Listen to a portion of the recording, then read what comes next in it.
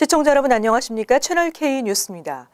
도널드 트럼프 대통령 당선인은 어제 기자회견에서 오바마 케어를 폐지할 것을 다시 밝히고 더 싸고 좋은 건강보험이 제공될 것이라고 밝혔습니다. 트럼프 당선인은 11일 기자회견에서 오바마 케어를 비롯한 일자리 창출, 러시아 해킹, 멕시코 국경 장벽 건설 등 주요 이슈에 대한 생각을 밝혔습니다. 그는 오바마 케어는 재앙이다, 곧바로 폐기할 것이고 동시에 대체 법안이 제안될 것이라며 더 싸고 좋은 건강보험이 제공될 것이라고 밝혔습니다.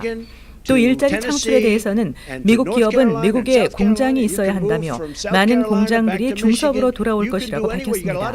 또 다른 이슈였던 러시아의 대선 개입 의혹에 대해서는 처음으로 공식 인정했습니다. 트럼프는 러시아는 해킹을 하지 않았어야 했다면서도 민주당 전국위원회는 해킹의 무방비 상태였다고 지적했습니다. 하지만 러시아가 최근 일부 언론에서 보도된 트럼프의 사생활과 관련한 외설적인 자료를 갖고 있다는 의혹에 대해서는 가짜 뉴스라며 비난했습니다. 미국 멕시코 국경 장벽 건설에 대해서도 머뭇거리지 않을 것이라며 비용은 멕시코 정부가 부담하도록 하겠다고 말했습니다. 하지만 CNN 기자를 향해 당신도 가짜라며 발언권을 주지 않은 것에 대한 비난이 쏟아지고 있습니다. 뉴욕시 인구의 절반 가까이를 차지하는 이민자들이 뉴욕시 경제를 이끌어가는 견인차 역할을 하는 것으로 재확인됐습니다. 이민자들은 노동력은 물론 경제적 가치 창출에 크게 기여하는 것으로 나타났습니다. 스캇 스트링거 뉴욕시 감사원장은 12일 이민자들의 뉴욕시 경제 기여도를 분석한 보고서를 공개하면서 도널드 트럼프 차기 대통령이 이민자 보호 정책을 펼쳐야 한다고 역설했습니다. 보고서에 따르면 뉴욕시에는 150개 이상 국가 출신 330만 명이 거주하고 있습니다. 이는 뉴욕시 인구의 40%를 차지하는 것이고 뉴욕시 근로자의 46%에 달하는 것입니다. 외국 태생 이민자의 60%에서 70%는 의료와 보건, 요식업, 교통, 제조업 등에서 근무하는 것으로 집계됐습니다. 특히 의류 제조업에는 85%가 외국 태생이었습니다. 간호사와 홈케어 서비스는 77%, 건설업 74%, 개인 서비스 슈퍼바이저와 미용사가 각각 74%를 차지했으며 운전사도 70%로 많았습니다. 이 밖에 공장에서 기계를 작동시키는 기계공이나 요식업에서 일하는 요리사, 보조사 등에서 이민자 근로 비율이 높은 것으로 조사됐습니다. 그런가 하면 의료와 기술, 금융 분석 등 고급 전문직에도 이민자들이 널리 분포돼 있었습니다. 그리고 이민자들이 연간 벌어들이는 연봉은 뉴욕시 전체 임금의 32%에 해당하는 1,000억 달러로 나타났습니다. 보고서는 또 뉴욕시 사업체의 절반 이상인 54%, 8만 3천 곳이 이민자가 운영하고 있다고 설명했습니다. 트럼프 대통령 당선인의 취임을 앞두고 이민자들의 불안이 가중되고 있는 가운데 인권법 보호 대상에 이민자를 추가하도록 하는 법안이 뉴욕주 의회에서 추진되고 있습니다. 마이클 지아날리스 상원의원은 최근 주택과 공공서비스 차별 금지 조항에 불법 체류자를 포함한 이민자를 포함시키는 것을 골자로 하는 법안을 발의했습니다. 이 법안의 핵심은 뉴욕주 인권법에 이민 신분에 따른 차별까지 확대 적용하는 것입니다. 이 법안은 강경 반이민 정책을 공약한 트럼프 대통령 당선인의 취임이 다가오면서 이민자들의 불안이 가중되고 있기 때문입니다. 지아날리스 의원은 지난해 11월 대선에서 트럼프가 당선된 이후 이민자들에 대한 적대감이 커졌다고 말했습니다. 지아날리스 의원은 11일 보도된 데일리 뉴스와의 인터뷰에서 이민자들이 포위된 것과 같은 현 상황에서 이민자들에게 환영받고 보호받는 존재라는 것을 알려주는 것이 중요하다고 배경을 밝혔습니다. 현행 인권법은 인종과 피부색, 국적, 조상과 성, 종교와 나이 등의 차별 금지를 하고 있으며 이민자라는 이유로 신체 또는 재산상의 손해를 입힐 경우 처벌할 수 있도록 하고 있습니다. 하나의 트레일을 이용해 뉴욕시 전역을 다닐 수 있는 750마일 길이의 산책로가 개발됩니다. 앤드루 쿠오모 뉴욕 주지사는 10일 2억 달러 규모의 엠파이어 스테이트 트레일 개발 프로젝트를 공개했습니다. 이 프로젝트는 버팔로와 올바니, 뉴욕시를 잇는 750마일 길이의 산책로가 될 뿐 아니라 이어진 하나의 트레일을 이용해 주 전역을 자유롭게 다닐 수 있습니다. 주요 도시는 물론 역사적 명소와 공원 등 관광지를 활성화시키고 동시에 트레일 인근 지역의 경제 활성화까지 더해 시너지 효과를 창출하는 것이 목적입니다. 쿠오모 주지사는 개발이 완료되면 엠파이어 스테이트 트레일은 전역에서 다목적으로 활용될 수 있는 가장 큰 네트워크의 트레일이 될 것이라고 밝혔습니다. 프로젝트는 기존에 개발되고 있던 허드슨 리버밸리 그린웨이와 이리 커널웨이 트레일을 추가시켜 진행될 예정입니다. 새롭게 만들어질 350마일 길이의 트레일은 72, 82, 196마일 등 총 3단계로 나누어 개발되고 첫 번째 구간을 위해서는 5,300만 달러의 예산 배정이 요구됐습니다. 프로젝트 완료는 2020년쯤으로 계획되고 있습니다. 또한 트레일을 좀 더 손쉽게 이용할 수 있도록 엠파이어 스테이트 트레일 앱도 출시할 예정입니다. 스테튼 아일랜드에 새 노인 아파트가 들어섭니다. 총 66가구이며 추첨을 통해 세입자를 결정합니다. 스테이플턴 지역 베이 스트릿에 위치하고 있는 새 노인 아파트에서 62살 이상 시니어들의 입주 신청을 받고 있습니다. 총 66가구로 스튜디오 3개와 원베드룸 41개 등 총 44가구이며 추첨을 통해 세입자를 정할 예정입니다. 나머지는 거동이 불편한 사람들에게 자격을 주도록 했습니다. 난방과 가스비는 렌트에 포함되고 전기료만 각자 지불하면 됩니다. 스튜디오 렌트는 월 686달러로 연소득이 25,200에서 31,750달러 사이여야 하고 원베드룸은 월 737달러에 싱글은 26,983에서 31,750달러, 커플의 경우 26,983달러에서 36,250달러이어야 합니다. 신청서를 받기 원하면 베이스트리트 하우징 LP에 자신의 주소가 쓰여진 리턴 봉투를 보내야 합니다. 접수 마감은 오는 2월 28일까지입니다. 날이 갈수록 뉴욕시 서민 아파트 경쟁률이 치열해져 경쟁률은 현재 900대 1에 육박하고 있습니다. 서민 아파트의 주요 탈락 원인은 제출한 소득이 맞지 않을 경우인 것으로 전해졌습니다. 시 주택보존개발국과 소비자보호국이 10일 발표한 보고서에 따르면 서민 아파트 경쟁률이 큰 폭으로 상승한 것으로 나타났습니다. 2012년 158대 1이던 서민 아파트 경쟁률은 2014년 535대 1로 급상승했고 2015년에는 883대 1을 기록하면서 무려 5.5배가 높아졌습니다. 서민 아파트 입주는 하늘의 별 따기만큼 어렵다는 말이 입증된 셈입니다. 서민 아파트 지원자 수도 2014년 167만여 명에서 70%나 늘어나 2015년 284만 3천여 명에 달했습니다. 2012년에 비해 62배가 급증한 것입니다. 높은 경쟁률을 뚫고 당첨됐어도 인터뷰에서 탈락하는 사례도 있습니다. 탈락의 가장 주된 원인은 지원자의 소득 정보 때문인 것으로 분석되는데 지원자가 인터뷰에서 제출한 소득 자료가 신청 첫 단계에서 밝힌 소득과 맞지 않는 경우입니다. 크레딧 점수 문제도 흔한 탈락 요인으로 꼽혔습니다. 낮은 크레딧 점수도 문제였지만 신용카드 등 재정 상품을 전혀 이용하지 않아 크레딧 점수 자체가 없는 지원자는 전체의 30%에 달했습니다. 수입과 크레딧뿐 아니라 그 밖의 개인정보 등도 거짓이 없어야 하고 정확해야 합니다. 2017년 최고의 직업 10개 중 9개가 의료, 보건 분야 전문직으로 나타났습니다. 최고의 직업 100개 중 1위는 치과 의사였습니다. 시사 주간지 US 뉴스 앤 월드 리포트는 11일 미국 최고의 직업 100선 보고서를 발표했습니다. 급여, 업무, 스트레스, 수요, 성장세, 미래 전망과 생활 환경 등에 대한 노동통계국 자료를 종합해 선정한 최고의 직업 100개를 선정했습니다. 흥미로운 점은 최고의 직업 10개 중 9개가 의료, 보건 분야 전문직으로 나타났습니다. 직업 100개 중 가장 높은 점수를 받아 1위를 차지한 것은 치과 의사였습니다. 치과 의사의 평균 연봉은 15만 2,700달러로 2015년에 이어 또다시 1위에 올랐습니다. 신규 일자리 창출도 2024년까지 2만 3,300개로 예상됐는데 이는 사람들의 평균 수명이 증가하면서 치아 건강도 중요해졌기 때문으로 분석됩니다. 최고의 직업 2위는 임상 간호사로 평균 연봉은 9만 8,190달러였고 2024년까지 4만 4,700개의 일자리가 생길 것으로 전망됐습니다. 다음은 평균 연봉 9만 8,180달러를 기록한 의사 보조사, 이어 통계학자, 교정치과의사 등의 순이었습니다. 강원도 횡성군에서 생산된 농수산물 특판전이 오늘부터 22일까지 뉴저지 한남체인에서 열립니다. 한국의 대표적인 청정지역 강원도 횡성군에서 생산하고 지역업체에서 직접 가공한 농수산물들을 만나볼 수 있는 특판전은 15개 지역업체에서 생산한 60여 가지 제품을 전시 판매하고 있습니다.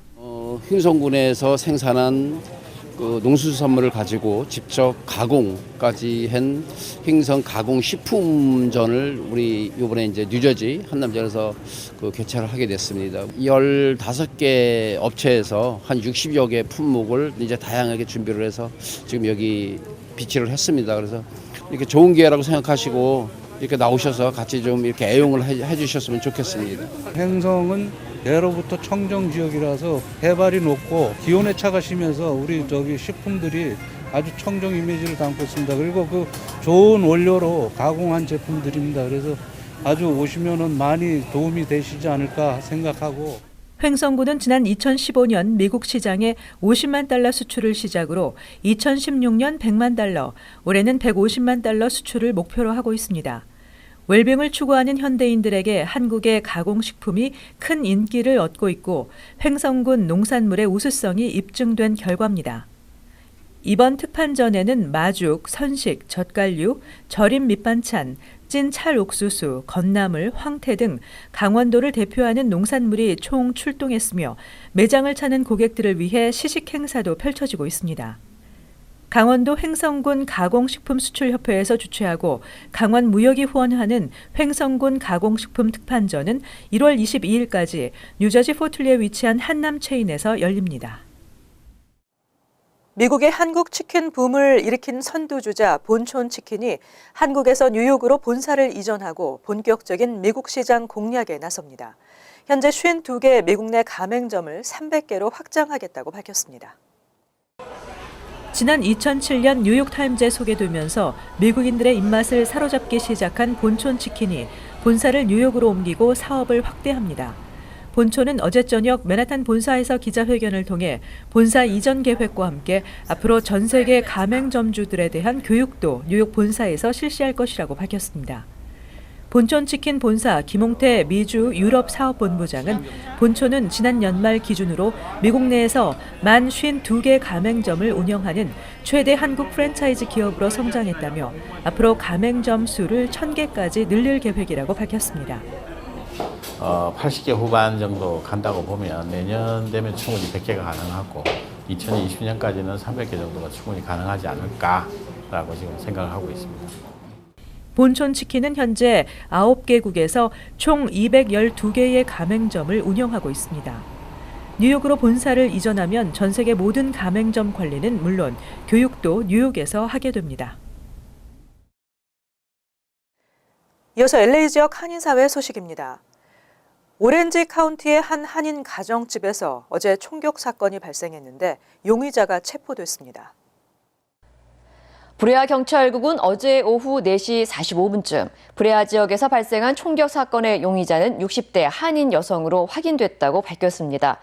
경찰에 따르면 배 씨는 400블락 노스 텐저린 플레이스에 위치한 주택 앞 차도에서 40살 된 제니퍼 리 씨를 향해 여러 발의 총을 난사했다고 전했습니다.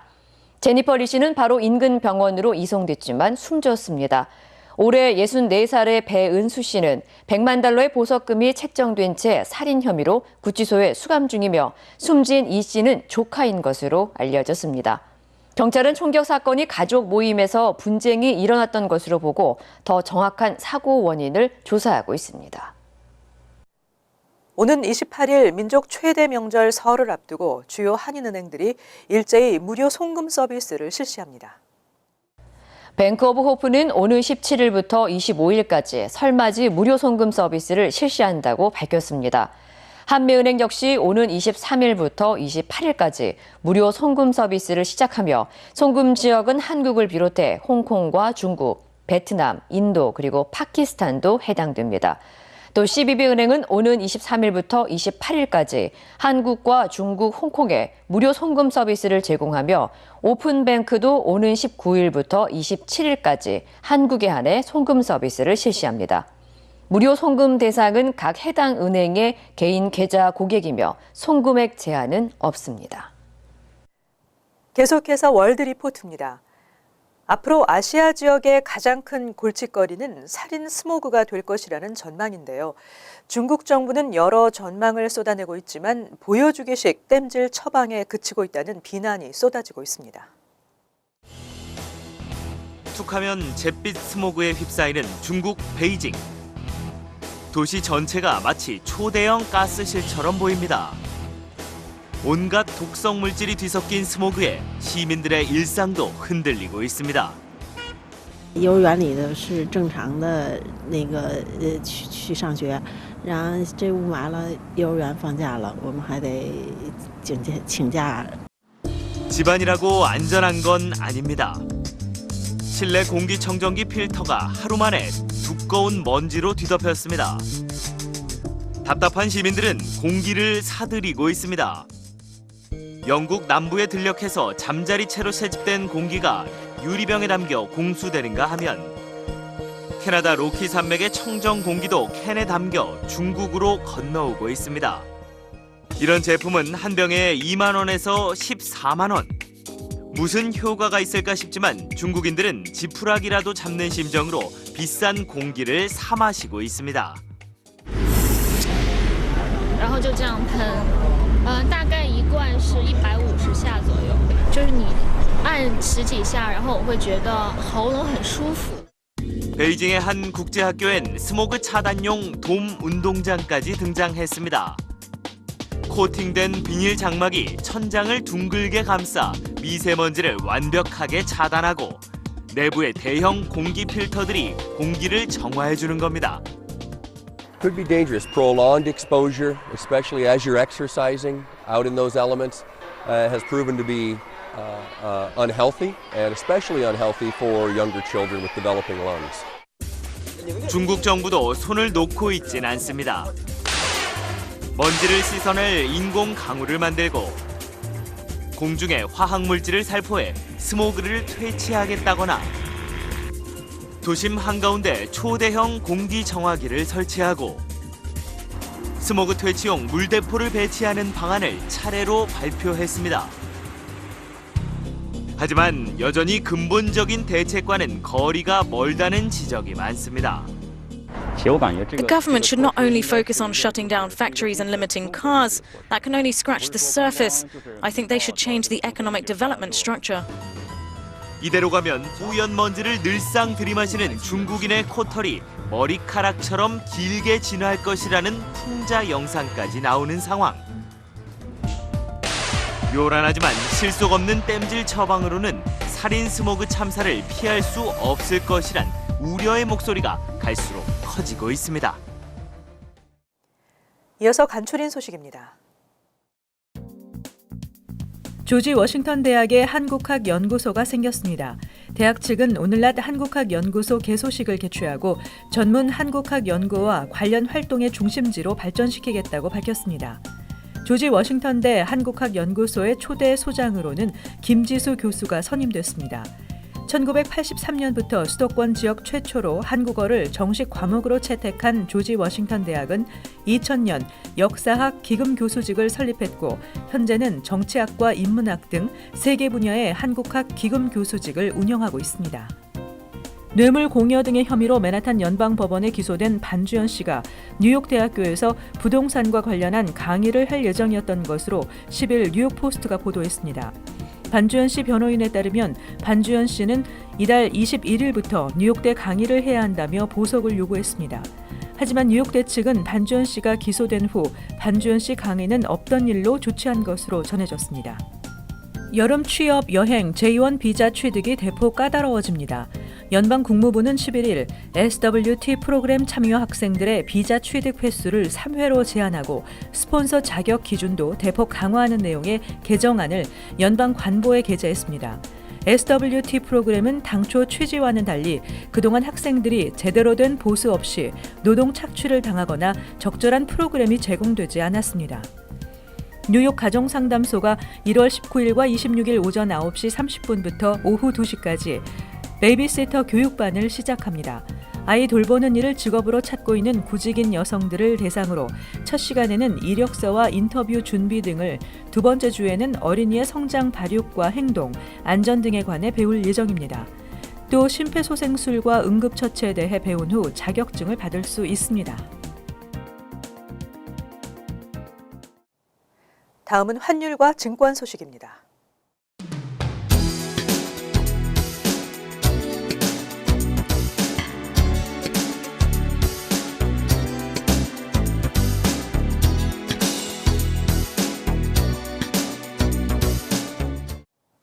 끝으로 날씨 전해드립니다. 금요일은 대체로 맑겠고 다시 쌀쌀해지겠습니다. 낮 최고 기온 46도 섭씨 8도, 밤 최저 기온은 26도 섭씨 영하 3도 예상됩니다. 토요일은 흐린 날씨에 춥겠으며 오후에는 눈이 예상됩니다. 일요일은 가끔 흐린 대체로 맑은 날씨가 예상되지만 여전히 춥겠습니다. 월요일도 전날과 비슷한 날씨에 간간히 흐리겠습니다. 항상 여러분과 함께하는 채널 K 뉴스 여기서 마칩니다. 시청해주신 여러분 고맙습니다.